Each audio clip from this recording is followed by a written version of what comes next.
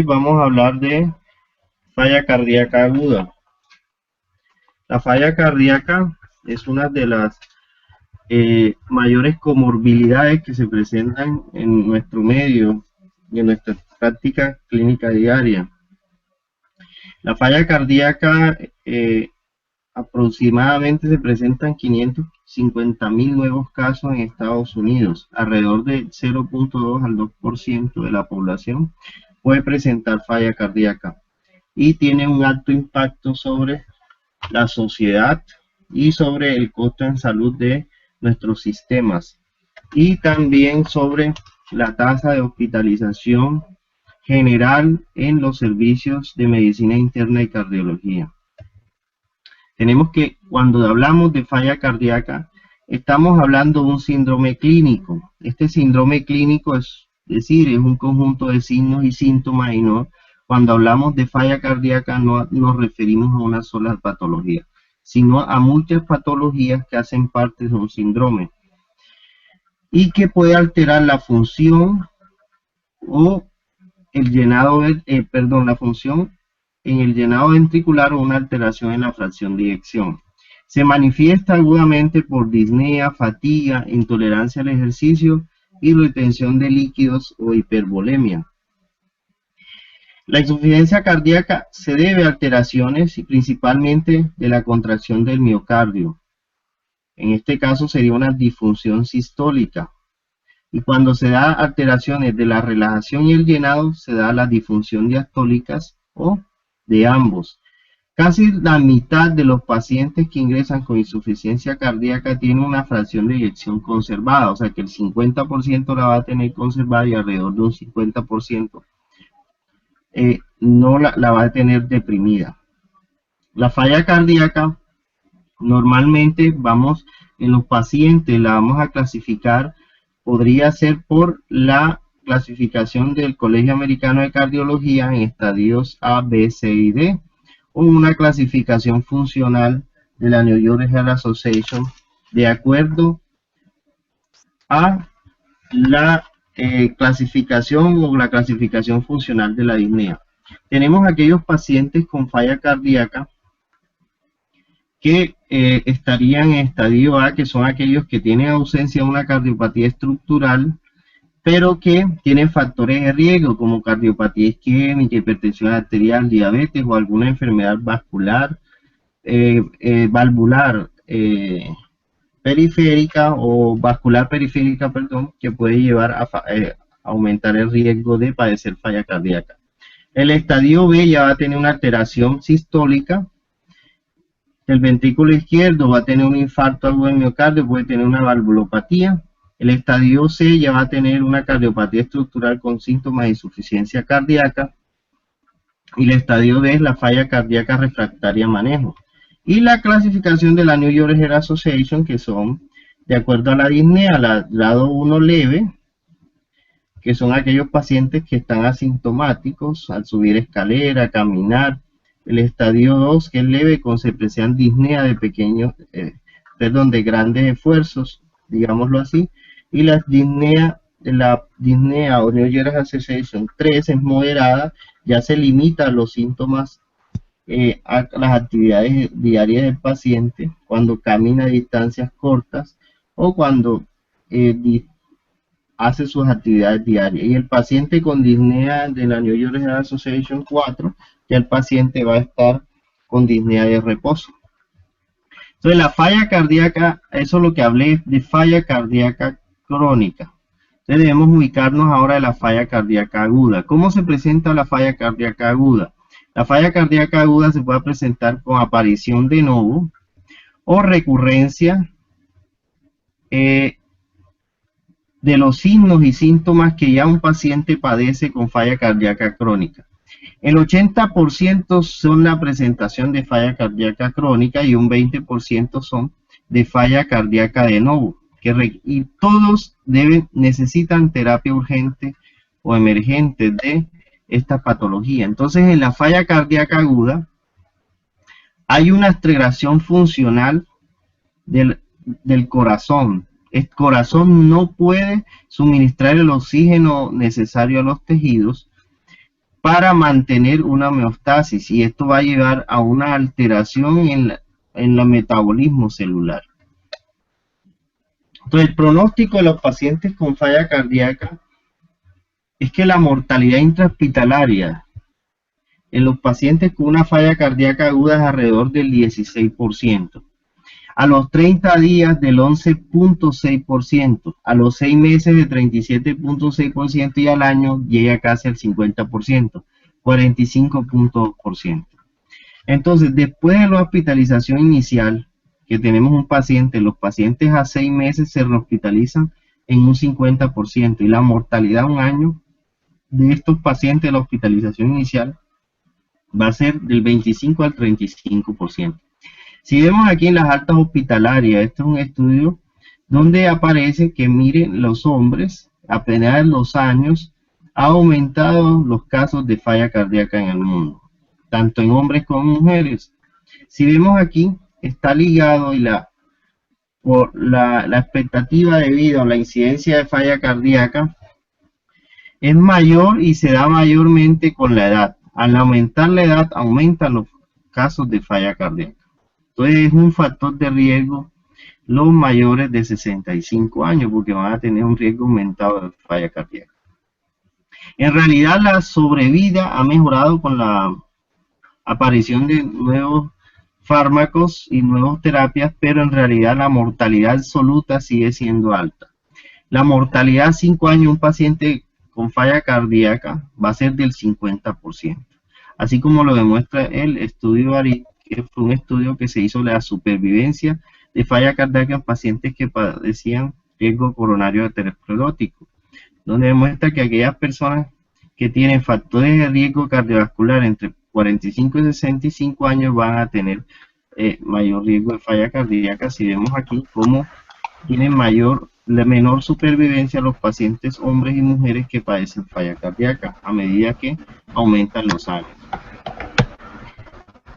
Si vemos aquí las causas precipitantes, los factores precipitantes de falla cardíaca, tenemos que en nuestro medio los estudios han demostrado que en primer lugar está la hipertensión arterial, un 29%, las arritmias cardíacas, la cardiopatía isquémica aguda, la no adherencia al tratamiento, la no adherencia a la dieta, la disfunción valvular, las infecciones, la falla renal crónica y un gran porcentaje que queda por las causas desconocidas. Dentro de los marcadores importantes de la falla cardíaca, tenemos que la presión en cuña pulmonar mayor de 16 aumenta la mortalidad o es un indicador de mala evolución. Los pacientes que tienen falla renal aguda por falla cardíaca, que tienen hiponatremias, que tienen aumento del tamaño del ventrículo izquierdo, que tienen aumento del consumo de oxígeno, que pueden tener alteraciones en las troponinas o el péptido natriurético auricular, las arritmias y un ensanchamiento del intervalo QRS. Entonces hay factores, esos son los factores cardíacos, y hay factores extracardíacos, como por ejemplo las enfermedades broncopulmonares, el EPOC, la neumonía severa. Esto lleva a un aumento del consumo miocárdico de oxígeno o del trabajo cardíaco y va a ser una de las causas precipitantes. La anemia, porque no va a llegar suficiente oxígeno a los tejidos y va a aumentar el gasto cardíaco, y esto va a aumentar los requerimientos miocárdicos de oxígeno. El hiperhipotiroidismo y otras enfermedades endocrinas, si el paciente tiene sobrecarga de volumen, si hay algunos fármacos que impactan negativamente sobre el inotropismo cardíaco, algunos tóxicos como la cocaína, el alcohol, las enfermedades infecciosas no son de más, una sepsis con falla cardíaca de alto gasto. Las enfermedades neuromusculares como las miopatías y algunos traumas que están relacionados con falla cardíaca aguda.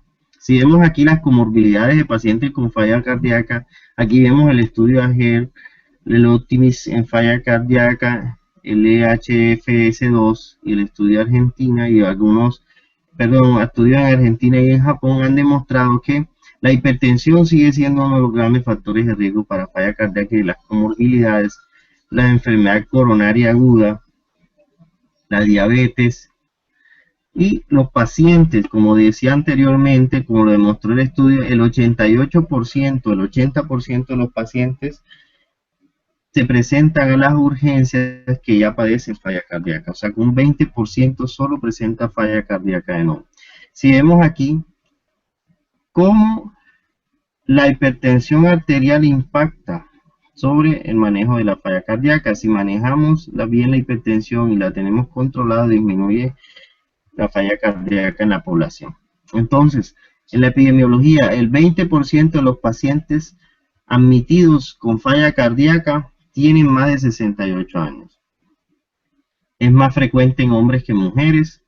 Más del 60% de los pacientes están en la clase de New York Heart Association 3 o 4. O sea que van a tener un manejo para falla cardíaca que va a necesitar más de 2 medicamentos y algunos van a ser refractarios al tratamiento. La principal causa de hospitalización en los pacientes con falla cardíaca va a ser la falta de adherencia al tratamiento. En Estados Unidos, un 2.3% de los pacientes de la población tiene falla cardíaca. Y como decía que cada año se presentan 550.000 casos y 1 millón de hospitalizaciones. En la Europa se estima que de 7 a 10 millones de pacientes padezcan de falla cardíaca. El 50% tendría una fracción de eyección deprimida y solo el 2% presentan shock cardiogénico. Muy bajo este porcentaje, el 2% presenta shock cardiogénico. Entonces la prevalencia en la población va a ser de 0.4 al 2% en la población general, pero si la población es mayor, adulta mayor, es decir, mayor de 65 años, va a tener un riesgo del 10%. Los 80% de los pacientes son mayores de 65 años y la edad promedio de los pacientes con falla cardíaca son 74 años. En la fisiopatología de la falla cardíaca, la insuficiencia cardíaca comienza con una lesión inicial, es decir, que causa una lesión miocárdica. Independientemente de la etiología, la lesión miocárdica se asocia a una alteración de la remodelación, que se manifiesta con un aumento del tamaño, es decir, una dilatación del ventrículo izquierdo y también de la masa ventricular, una hipertrofia. Se producen alteraciones adaptativas compensadoras, porque el paciente va a tener un bajo gasto y esto va a producir adaptaciones compensadoras que mantienen el gasto cardíaco. Específicamente existe una activación del sistema renina-angiotensina-aldosterona. ¿Por qué? Porque va a haber un bajo gasto, una baja perfusión renal y esto va a activar el sistema neurohormonal, el sistema renina-angiotensina-aldosterona y el sistema simpático. ¿Para qué? Para que esto mantenga la perfusión tisular. Pero esto nos va a llevar a que aumenta la retención de sodio y hay una vasoconstricción periférica. Entonces, retención de sodio y agua nos va a llevar a una sobrecarga de volumen, lo que nos va a llevar a una congestión sistémica y pulmonar. Por otro lado, tenemos que hay una falla vascular aguda, nos va a producir una activación del sistema neurohormonal, del sistema renina-angiotensina-aldosterona, nos va a producir una vasoconstricción sistémica. Esta vasoconstricción sistémica va a aumentar la poscarga, se va a aumentar las presiones de llenado del ventrículo izquierdo y el aumento de la presión en cuña pulmonar y se va a producir una redistribución del volumen y esto nos va a llevar también a una congestión pulmonar. Entonces, ¿qué nos va a afectar? En realidad se va a afectar la contractibilidad, pero esto por aumento también de la resistencia vascular aguda y esto va a impactar sobre el gasto cardíaco. El gasto cardíaco, cuando aumenta la poscarga, él va a disminuir. Entonces, si el gasto cardíaco disminuye la contractibilidad y hay una isquemia, la isquemia puede disminuir la contractibilidad. Entonces, esto va a ser la disminución del gasto cardíaco, como lo decía, va a activar el sistema neurohormonal y se van a disparar los mecanismos neurohormonales y esto va a producir un aumento en la cuña pulmonar y esto nos va a llevar la presión en cuña pulmonar. Si vemos aquí, tenemos el cerebro, el sistema simpático, el corazón, el riñón y los vasos. Miren que el cerebro, por eso se llama un sistema neurohormonal, donde se activan señales desde los centros cardiorreguladores a nivel encefálico. ¿Para qué? Para manejar el tronco simpático o el sistema simpático, y este sistema simpático va a aumentar el tono vasomotor, y este tono vasomotor, por ejemplo, va a producir una vasoconstricción periférica. Esta vasoconstricción va también a afectar la arteria renal aferente, que va a producir aumento o activación del sistema renina-angiotensina-aldosterona. Pero también este sistema simpático se va a alterar. ¿Por qué? Porque los sensores o los homoreceptores van a estar en el callado aórtico y también van a sensar los cambios de presión y también la retención de sodio y agua.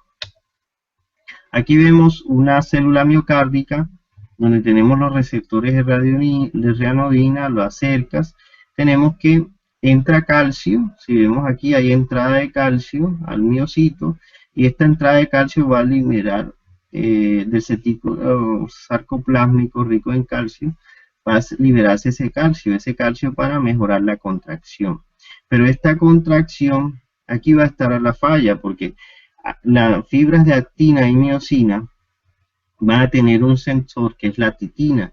El sarcómero se estira más o menos 2.2 micrómetros. Si se estira más de allí, se va la titina, que es un sensor que va a estar, puede activarse y activa las vías de la maquinasa, y esto va a producir un crecimiento ventricular, un aumento de la fibra cardíaca. Y si vemos aquí que el calcio, la vía del calcio va a producir activación de calmodulina sinasa y el sistema beta-adrenérgico de la AMP quinasa, y se van a activar, esto va a inhibir los receptores de calcio de ranodina. Y podemos aquí, cuando se activa estas vías del sistema beta-adrenérgico, la entrada de fosfato va a desinhibir, y esto va a producir la liberación de calcio.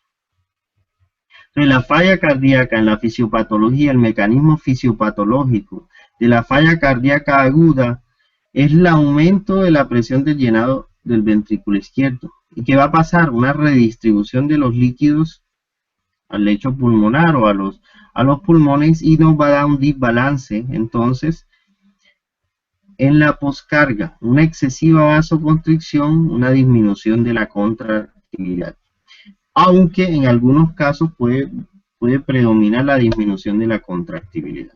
Entonces, ¿cómo vamos a manejar los pacientes con falla cardíaca? Siempre tenemos que tener en cuenta las condiciones en falla cardíaca que requieren intervención inmediata, como por ejemplo el edema pulmonar flash o de rápida instalación, el shock cardiogénico, que ya dije que se presenta en el 2% de los pacientes con falla cardíaca, un infarto del miocardio con elevación del ST, arritmias malignas, que se dé una emergencia hipertensiva o que estemos al frente de un tromboembolismo pulmonar. El diagnóstico de falla cardíaca debe basarse en la historia clínica, signos y síntomas. Tenemos que tener la historia clínica y un examen completo, los signos vitales del paciente, porque podemos estar ante un paciente hipertenso o hipotenso de acuerdo a las situaciones, que puede estar mal perfundido. Entonces tenemos que tener en cuenta la perfusión sistémica, cómo está la diuresis, el estado mental, la tensión arterial, cómo está el llenado capilar. El estado de volumen, tenemos que mirar cómo están los signos de congestión sistémica, si el paciente tiene ingurgitación yugular, hepatomegalia, reflujo hepatoyugular, si tiene edema, si tiene ascitis, o si el paciente tiene congestión pulmonar, disnea de esfuerzo, de reposo, disnea paroxística nocturna, si tiene ortornea S3.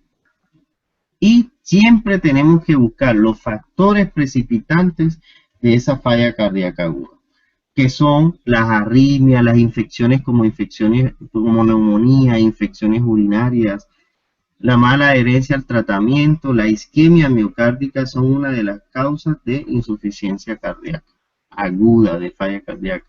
Y si la tenemos que tener en cuenta, si la falla cardíaca es de novo, es una falla cardíaca crónica agudizada o exacerbada.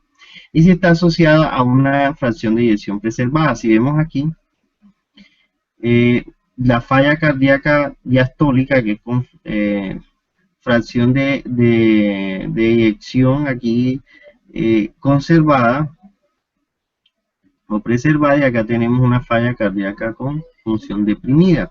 Si vemos las causas de falla cardíaca, la principal causa de falla cardíaca con fracción de eyección deprimida va a ser el infarto agudo de miocardio previo, y en la falla cardíaca con fracción de eyección conservada vamos a tener la diabetes mellitus. ¿Qué le vamos a pedir a un paciente con falla cardíaca? ¿Qué ayudas diagnósticas necesitamos? Lógicamente vamos a tener que pedir una radiografía de tórax. ¿Por qué? Porque aquí vamos a ver el crecimiento, el posible crecimiento cardíaco, si hay congestión pulmonar o no. Pero el 18% de los pacientes con falla cardíaca, la radiografía de tórax no muestra evidencia de congestión. Vamos a tener un electrocardiograma. ¿Por qué? Porque podemos estar ante una arritmia que nos esté descompensando la falla cardíaca, o ante un paciente que tenga un infarto agudo del miocardio. También tenemos el péptido natriurético cerebral o el propéptido natriurético cerebral. Cuando el diagnóstico no es claro, lo solicitamos porque podemos estar ante una causa pulmonar, una causa cardíaca. Si este está aumentado, vamos a estar ante una causa cardíaca. Y también nos va a predecir la mortalidad. Aquí vemos un paciente con una radiografía de una falla cardíaca. Vemos un índice cardiotorácico aumentado sugestivo de cardiomegalia, un aumento del cono pulmonar, aumento de las cavas, aumento de la aurícula izquierda, cefalización del flujo, edema pulmonar, va a tener infiltrados algodonosos, derrame pleural en algunos casos y el famoso corazón en bota. Aquí vemos, también podemos solicitar un ecocardiograma. ¿Para qué? Para mirar la dilatación de las cavidades, las insuficiencias valvulares, el crecimiento de la aurícula, la hipertensión pulmonar, si el paciente tiene derrame pericárdico, si hay una hipoquinesia en alguna, o aquinesia ventricular, si hay una disfunción sistólica para mirar la fracción de eyección, o si no, hay una disfunción diastólica. El péptido natriurético auricular o cerebral tiene evidencia 1A y se va a producir su liberación por aumento de la presión intracavitaria, es decir, cuando se estira la fibra de la aurícula izquierda, se va a producir aumento de la producción de péptido natriurético cerebral. Este va a tener una molécula que va a ser el BNP, luego el BNP va a ser activo y va a quedar un metabolito que es ProBNP-NT, que va a ser inactivo. Los efectos de este péptido natriurético cerebral va a ser la natriuresis, eliminar sodio y agua, la diuresis, vasodilatación, y miren qué importante, que inhibe el eje renina-angiotensina-aldosterona. ¿Pero qué pasa? Que la contrarregulación de este péptido natriurético cerebral no va a demorar mucho, entonces se va a agotar rápidamente. Si vemos aquí como el péptido natriurético auricular se adhiere a los receptores para aumentar la concentración de GMP cíclico y inhibir la renina y la aldosterona, producir va a ser vasorelajante o vasodilatador, antifibrótico y lucitrópico. Entonces tenemos que el péptido natriurético auricular se puede elevar por causas cardíacas y no cardíacas. En las causas cardíacas tenemos la falla cardíaca, el síndrome coronario, la valvulopatía, la enfermedad pericárdica, la fibrilación auricular, la miocarditis, la cirugía cardíaca, la cardioversión. Las no cardíacas tenemos una edad avanzada, la anemia, la falla renal, una hipertensión pulmonar, la apnea obstructiva del sueño, la enfermedad crítica o el estado crítico, la sepsis bacteriana y quemaduras severas. Tiene un valor predictivo negativo en 98%, y el ProBNP-NT, si está menor de 300 picogramos sobre mililitro, no es de causa cardíaca. Y cuando el BNP está mayor de 400, ya vamos a decir que hay una causa cardíaca. La clasificación clínica para la falla cardíaca aguda se basa en el perfil hemodinámico. La clasificación de Stevenson. La clasificación de Stevenson se va a basar si el paciente tiene signos y síntomas de congestión, o si el paciente tiene baja perfusión. Si tiene signos y síntomas de congestión, si no tiene signos y síntomas de congestión, el paciente va a estar caliente y seco, y si no tiene baja perfusión, va a estar caliente y seco.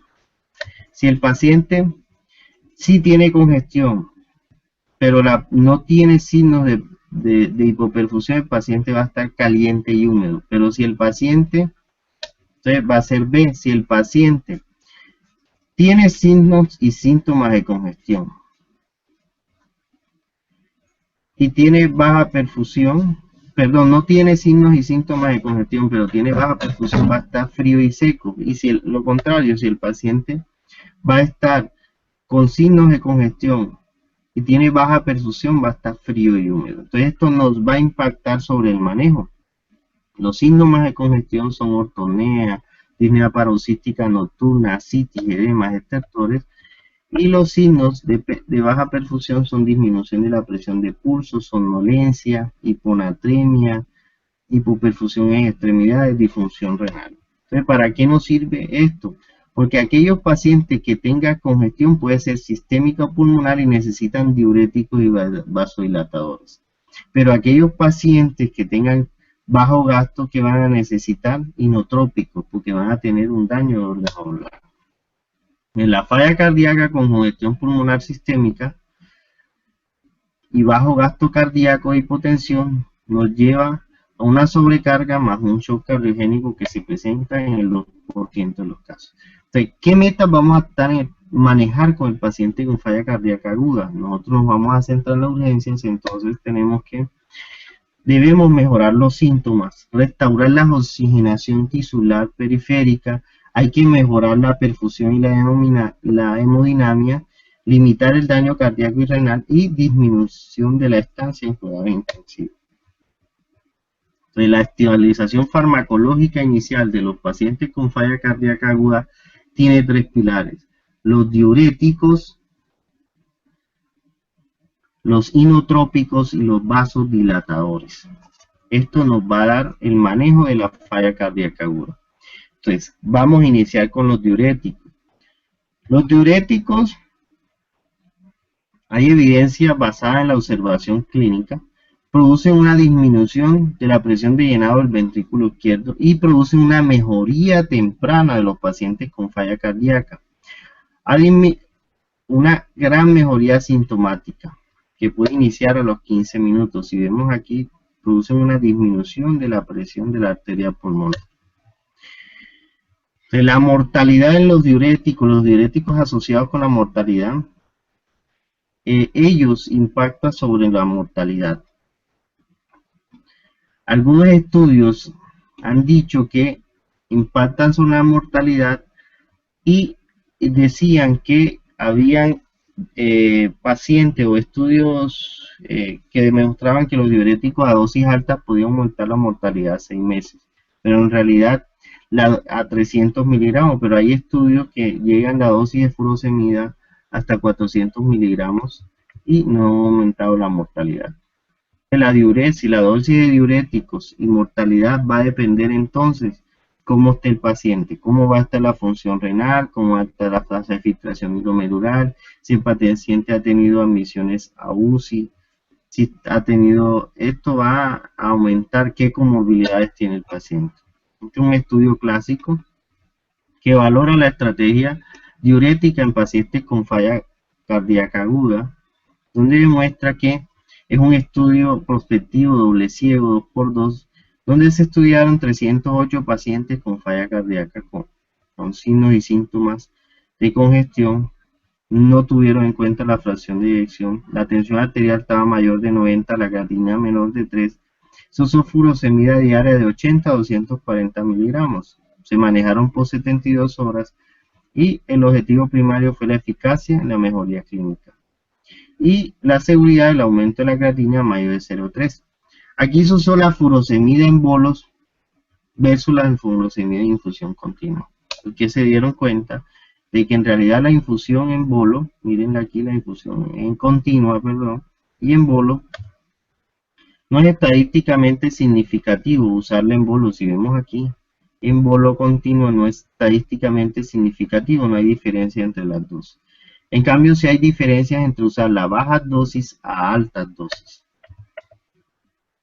Aquí hay una comparación en la mejoría de la disnea a 72 horas en bolos y en infusión continua. Los cambios a los de peso a las 72 horas en infusión continua versus y el incremento de la creatinina no es significativo. El estudio ALGEF él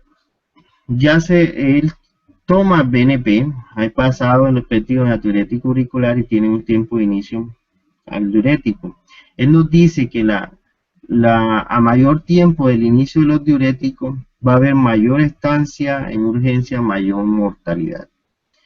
Y el efecto principalmente son con los niveles del péptido natriurético cerebral, es decir, los va a disminuir. Entonces, los diuréticos van a estar indicados en la sobrecarga de volumen, sobre todo los diuréticos de asa, para obtener una volemia óptima, para mejorar los síntomas y síntomas de congestión y evitar la hipotensión y alteraciones hidroelectrolíticas.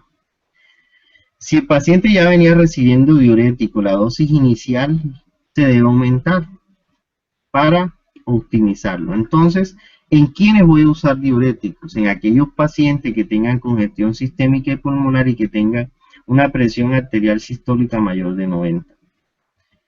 Que no tengan edema pulmonar flash o que la tensión arterial esté menos de 90. ¿Cómo lo voy a usar? Puedo usarlo en bolo, puedo usarlo en infusión continua, pero igual no hay diferencias.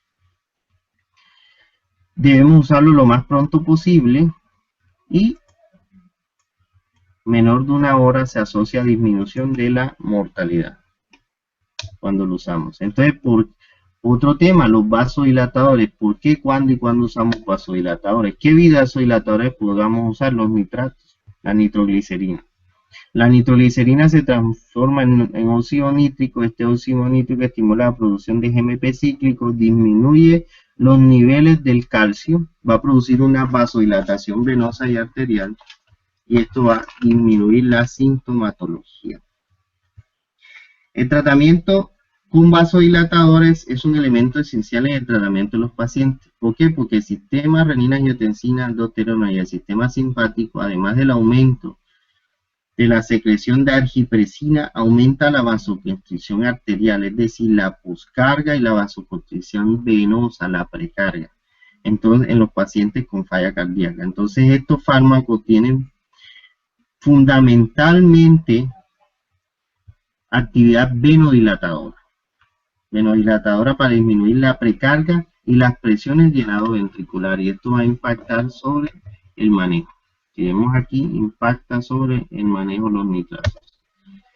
La nitroglicerina, los principales eventos adversos de la nitroglicerina, tenemos que produce tolerancia, produce hipotensión, pero principalmente algunos pacientes son asintomáticos y el dolor de cabeza o cefalea que produce por la dilatación cerebral. La nitroglicerina no deberíamos usarla por más de 24 horas.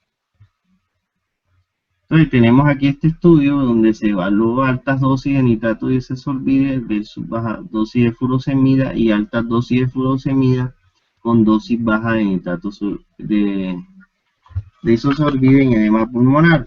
Se cogieron 110 pacientes, oxígeno a 10 litros por minuto, morfina y 40 miligramos de furosemida IV. El grupo A recibió nitrato a altas dosis con furosemida a bajas dosis. El grupo B recibió furosemida a altas dosis más nitrato a bajas dosis. Y que se dieron cuenta que la mortalidad en el grupo B, donde la furosemida se usaba a altas dosis, fue mayor, si vemos aquí, pero requirieron más ventilación mecánica. Si vemos aquí, había furosemida con nitratos a bajas dosis, pero acá había nitratos a altas dosis con furosemida a bajas dosis. Entonces miren cómo impacta sobre la mortalidad de los pacientes y el manejo. Si vemos aquí, impacta cambios en el pulso, la frecuencia respiratoria y el oxígeno. Entonces la mortalidad a corto plazo se va a ver impactada sobre el uso de diuréticos, venodilatadores e inotrópicos. Sobre la mortalidad vamos a ver que impacta a aquellos pacientes que tengan tensión arterial menor de 100, entre 100 y 119, diuréticos, vasodilatadores y diuréticos. También vasodilatadores y diuréticos, si vemos aquí, aumenta la mortalidad, pero cuando la presión arterial está de 100 a 109 la disminuye. Y luego también cuando entre más aumento la presión arterial va a producir menos mortalidad, va a impactar sobre la mortalidad.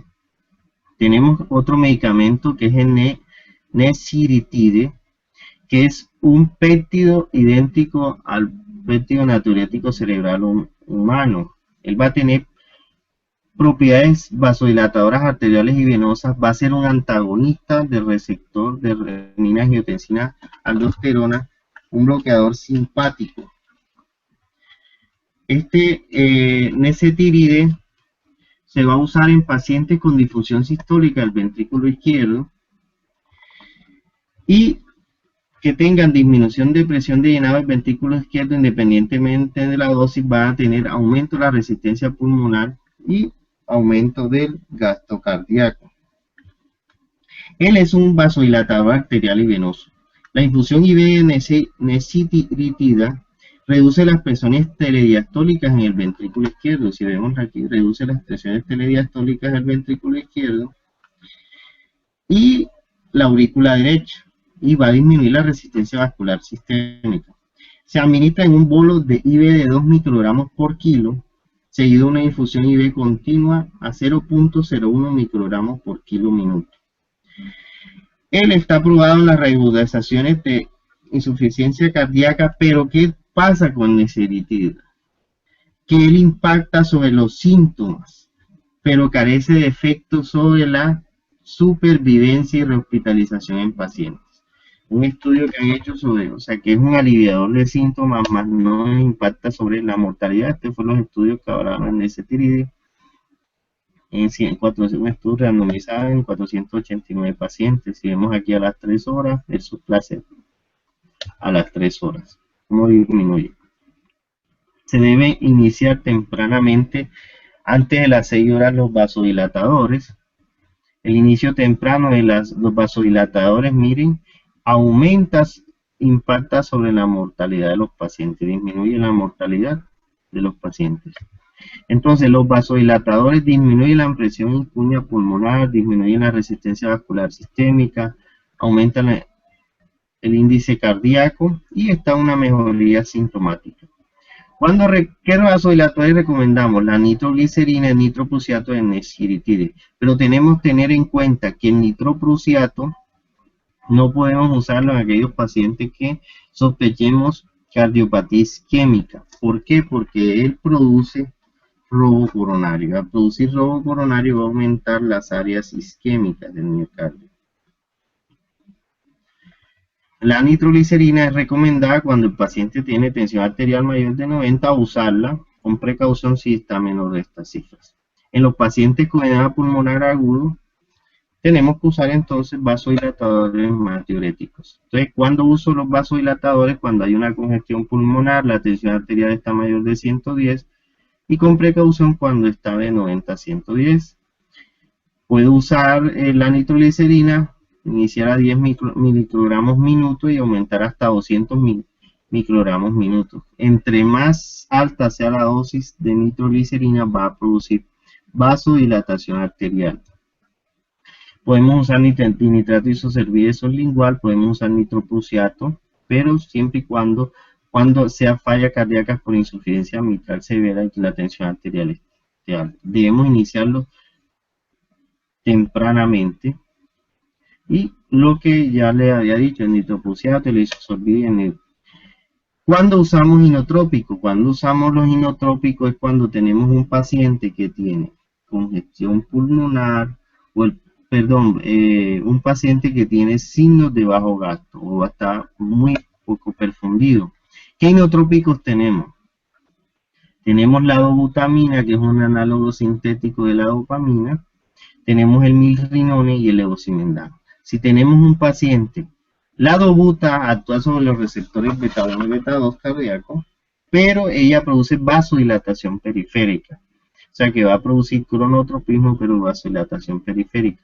Si tenemos un paciente con cardiopatía isquémica que tiene una falla cardíaca agudizada y cardiopatía isquémica, debemos usar levosimendan porque él es un sensibilizador del calcio y no va a aumentar el consumo miocárdico de oxígeno. El milrinone, en realidad el estudio Optimis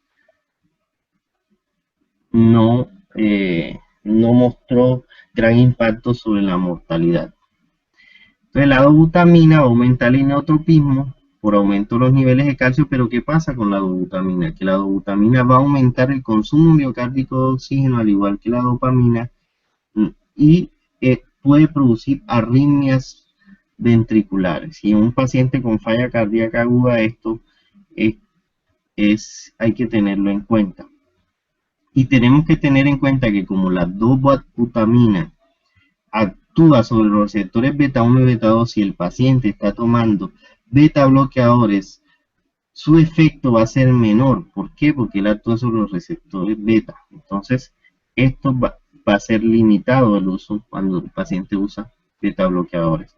El mirrinone es un inhibidor de la fosfodiesterasa 3, lo que va a aumentar los niveles de calcio y aumenta la frecuencia en menor grado que la dobutamina, pero no está alterada su uso con los beta bloqueadores. Aquí está el impacto sobre la mortalidad cuando usamos inotrópicos, cómo disminuye la mortalidad versus vasodilatadores inotrópicos. Mírenlo aquí cuando lo usamos, pero tenemos que saber elegir el inotrópico. El estudio Optimin en falla cardíaca fue hecho en pacientes que tenían fracción de eyección menos del 40% hospitalizados con falla cardíaca, sin signos de bajo gasto y hipoperfusión. Este fue hecho, se asignaron 951 pacientes, fueron randomizados, placebo versus mirrinone, pero ¿qué pasó aquí? Que la mortalidad en mirrinone por falla cardíaca o fibrilación auricular fue mayor. Y la hipotensión fue mayor en mirrinone, pero esto tuvo una explicación que en mirrinone inicialmente son embolos.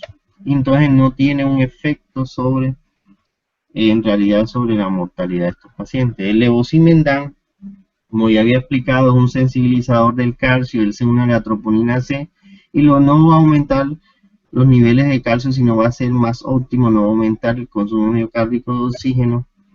¿De qué va a pasar? Que el levosimendan va a ser una gran ayuda como inotrópico en aquellos pacientes con cardiopatía isquémica. Pero en realidad, ¿qué va a pasar? Que el estudio Survey hecho con levosimendan no demostró que el levosimendan produjera un aumento de disminución de la mortalidad. Pues también quedamos allí cortos. Entonces los inotrópicos IV, mirrinone o dobutamina deben ser administrados para mejorar los síntomas y la función del órgano blanco en la falla cardíaca avanzada. Es decir, cuando ya el paciente esté hipotenso, tenga hipoperfusión periférica o tenga una difusión de órgano blanco, un síndrome de bajo gasto. Que tenga evidencia clara de las presiones de llenado elevadas y de paciente con falla cardíaca. Los inotrópicos no están recomendados en los pacientes, no son recomendados a menos que las presiones de llenado estén elevadas o la insuficiencia cardíaca esté severamente aceptada. Pueden considerarse pacientes similares con sobrecarga de volumen que responden pobremente a diuréticos o disfunción renal cuando el paciente tiene disfunción renal. Entonces, en conclusión, cuando un paciente es hipotenso, tensión arterial menos de 90, que tenga signos de bajo gasto, hipoperfusión, que tenga alteración de la conciencia, que tenga frialdad, falla renal aguda oligúrica, la presión de llenado pulmonar puede nombrar normal alta, ingurgitación yugular, yo puedo usar dobutamina, mirrinone, y si no hay respuesta puedo usar levosimendan. Los beta bloqueadores, hablemos de los beta bloqueadores. Los beta bloqueadores en falla cardíaca aguda, en New York Heart Association 3 o 4, en ese caso, o que tenga el paciente una agudización, un Stevenson D, un Stevenson L, este paciente va a estar contraindicado los beta bloqueadores. Pero si el paciente está tomando los beta bloqueadores, no podemos quitárselo porque aumenta la mortalidad. Entonces tenemos que disminuir la dosis generalmente a un 50%. La morfina también podemos usarla en los pacientes con falla cardíaca. ¿Por qué? Porque es un venodilatador y disminuye la congestión pulmonar. Porque reduce la precarga. Esto también fue estudiado en el estudio aquí. Y cuando ya el paciente no nos responde a diuréticos, vasodilatadores, inotrópicos y persiste hipervolémico, nos queda una opción que es la ultrafiltración continua, o sea, hemodiálisis más ultrafiltración continua para el paciente, quitarle esa hipervolemia que está padeciendo y miren que disminuye la mortalidad en estos pacientes. Entonces nos queda esa opción que es la ultrafiltración continua, como ya en los pacientes con falla cardíaca aguda de difícil manejo. Entonces, cuando tenemos un paciente con falla cardíaca aguda, hay que determinar clínicamente cómo está el paciente. Si el paciente tiene congestión sistémica, se va a beneficiar de diuréticos. Si el paciente tiene congestión pulmonar, se va a beneficiar de vasodilatadores, o si tiene ambos, se va a beneficiar de diuréticos más vasodilatadores. Esto teniendo en cuenta la clasificación de Stevenson. Si el paciente tiene signos de bajo gasto, ya sea que tenga signos de bajo gasto con congestión o sin congestión, es decir, vaya a estar frío y seco o frío y húmedo, necesita inotrópico, de cualquiera de las dos maneras. Entonces, debemos tener en cuenta la tensión arterial. Si la tensión arterial también está mayor de 160, usualmente, y tiene fracción de eyección conservada, tenemos que, y tiene congestión pulmonar y mínima sobrecarga volumen, va a tener buen pronóstico. Si la tensión arterial está entre 100 y 140 y la fracción de eyección está comprometida, va a tener congestión sistémica pulmonar. Si está en menor de 90, la tensión arterial va a estar en falla cardíaca avanzada, tiene signos de bajo gasto y este paciente requiere inotrópicos rápidamente y es un paciente de muy mal pronóstico. Esto era lo que tenía de falla cardíaca. ¿Alguna pregunta?